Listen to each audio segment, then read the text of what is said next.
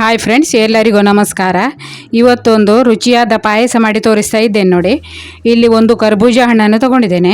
ಅರ್ಧ ಕರ್ಬೂಜದ್ದು ಪಾಯಸ ಮಾಡ್ತೇನೆ. 4 ಜನರಿಗೆ ಆಗುವಷ್ಟು ಪಾಯಸ ಮಾಡೋದು ನೋಡಿ. ಹಾಗಾಗಿ ಅರ್ಧ ಕರ್ಬೂಜ ಹಣ್ಣು ಸಾಕಾಗ್ಬೋದು. ಈಗ ಈ ಕರ್ಬೂಜ ಹಣ್ಣಿನ ಸಿಪ್ಪೆಯನ್ನು ತೆಗೆದು ಒಳಗಿನ ತಿರುಳನ್ನು ತೆಗೆದು ಸಣ್ಣ ಸಣ್ಣ ತುಂಡು ಮಾಡಿ ತಗೊಳ್ಬೇಕು.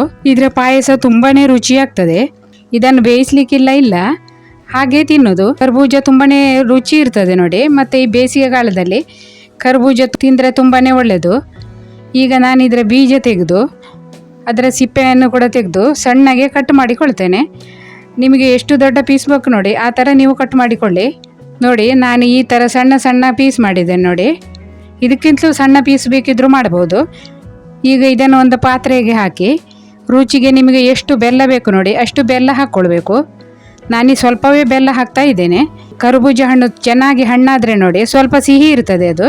ಹಾಗಾಗಿ ಬೆಲ್ಲ ಈಗ ಸ್ವಲ್ಪನೇ ಹಾಕ್ತೇನೆ ನೋಡಿ. ಒಂದು 2 ಚಮಚ ಅಥವಾ 1/4 ಕಪ್ ಆಗುವಷ್ಟು ಬೆಲ್ಲ ಹಾಕಿದ್ದೇನೆ. ಬೆಲ್ಲ ಬ್ರೌನ್ ಕಾಣ್ತದೆ ನೋಡಿ, ಆರ್ಗ್ಯಾನಿಕ್ ಬೆಲ್ಲ ಇದು. ಈಗ ಇದನ್ನು ಚೆನ್ನಾಗಿ ಮಿಕ್ಸ್ ಮಾಡಿ ಇಡಬೇಕು. ಈಗ ಇದಕ್ಕೆ ಒಂದು ಸ್ವಲ್ಪ ಅವಲಕ್ಕಿ ಕೂಡ ಹಾಕ್ತಾರೆ ನೋಡಿ. 1 ಕಪ್ ಆಗುವಷ್ಟು ಪೇಪರ್ ಅವಲಕ್ಕಿ ತಗೊಂಡಿದ್ದೇನೆ. ಇದ್ರೆ ಅವಲಕ್ಕಿ ಹಾಕುದು ಯಾಕಂದ್ರೆ ಸ್ವಲ್ಪ ಪಾಯಸ ದಪ್ಪ ಬರ್ಲಿಕ್ಕೆ ಅವಲಕ್ಕಿ ಹಾಕುದು. ಅವಲಕ್ಕಿ ಹಾಕದೇ ಬೇಕಿದ್ರು ಮಾಡ್ಲಿಕ್ಕೆ ಆಗ್ತದೆ. ಅವಲಕ್ಕಿ ಹಾಕಿದ್ರೆ ಸ್ವಲ್ಪ ಪಾಯಸ ದಪ್ಪ ಆಗ್ತದೆ. ಈಗ ಇದನ್ನು ಸ್ವಲ್ಪ ತೊಳೆದು ನಾನು ಹಾಕ್ತಾ ಇದ್ದೇನೆ. ಇದರಲ್ಲಿ ಧೂಳೆಲ್ಲ ಹೋಗ್ಲಿ ಅಂತೇಳಿ ಸ್ವಲ್ಪ ತೊಳಿತೇನೆ ನೋಡಿ. ತೊಳೆಯದೆ ಹಾಕಿದ್ರು ಆಗ್ತದೆ, ತೊಳೆದು ಹಾಕಿದ್ರೆ ಒಳ್ಳೇದು. ಅವಲಕ್ಕಿಗೆ ನೀರು ಹಾಕಿ ಅದನ್ನು ಚೆನ್ನಾಗಿ ತೊಳೆದು ಕರ್ಬೂಜ ಹಣ್ಣಿನೊಳಗೆ ಹಾಕಿ ಚೆನ್ನಾಗಿ ಮಿಕ್ಸ್ ಮಾಡಬೇಕು. ಮತ್ತೆ ಒಂದು 10 ನಿಮಿಷ ಹಾಗೆ ಇಡಬೇಕು ನೋಡಿ.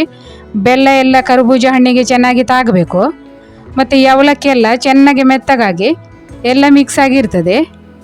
ಈಗ ಇದನ್ನು ಬದಿಗಿಡುವ. ಈಗ ಇದಕ್ಕೆ ತೆಂಗಿನ ಹಾಲನ್ನು ಹಾಕಬೇಕು. ಈಗ ಇಲ್ಲಿ 1 ಕಪ್ ಆಗುವಷ್ಟು ತೆಂಗಿನ ತುರಿಯನ್ನು ತಗೊಂಡಿದ್ದೇನೆ ನೋಡಿ. ಇದನ್ನೊಂದು ಮಿಕ್ಸಿ ಜಾರಿಗೆ ಹಾಕಿ ರುಬ್ಬಿಕೊಂಡು ಹಾಲನ್ನು ತೆಗಿಬೇಕು.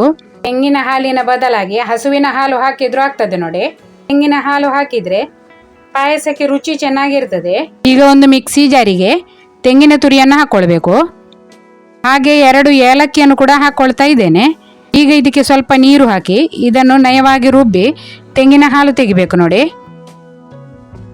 ನಾನು ರುಬ್ಬಿ ತಂದಿದ್ದೇನೆ. ಈಗ ಈ ರುಬ್ಬಿದ ತೆಂಗಿನಕಾಯಿಯನ್ನು ಚೆನ್ನಾಗಿ ಹಿಂಡಿ ಅದರ ಹಾಲು ತೆಗಿಬೇಕು ನೋಡಿ. ಒಂದು ಸಾರಿ ರುಬ್ಬಿ ಚೆನ್ನಾಗಿ ಹಿಂಡಿ ಹಾಲು ತೆಗೆದ ಮೇಲೆ ಇನ್ನೊಂದು ಸಾರಿ ರುಬ್ಬಿ ವಾಪಸ್ ಹಾಲು ತೆಗಿಬೇಕು ನೋಡಿ. ವಿಡಿಯೋ ಇಷ್ಟ ಆದರೆ ಒಂದು ಲೈಕ್ ಮಾಡಿ. ಹಾಗೆ ಚಾನಲನ್ನು ಸಬ್ಸ್ಕ್ರೈಬ್ ಮಾಡದೆ ನೋಡೋರಿದ್ರೆ ಚಾನಲನ್ನು ಸಬ್ಸ್ಕ್ರೈಬ್ ಮಾಡಿ.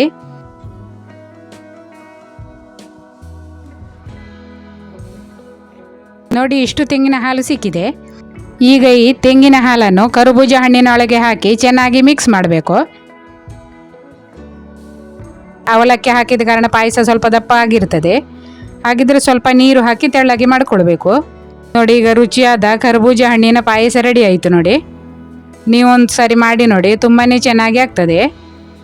ಹಾಗೆ ವಿಡಿಯೋ ಇಷ್ಟ ಆದರೆ ಒಂದು ಲೈಕ್ ಮಾಡಿ. ಚಾನಲಿಗೆ ಹೊಸಬರಾಗಿದ್ದರೆ ಚಾನಲನ್ನು ಸಬ್ಸ್ಕ್ರೈಬ್ ಮಾಡಿಕೊಳ್ಳಿ.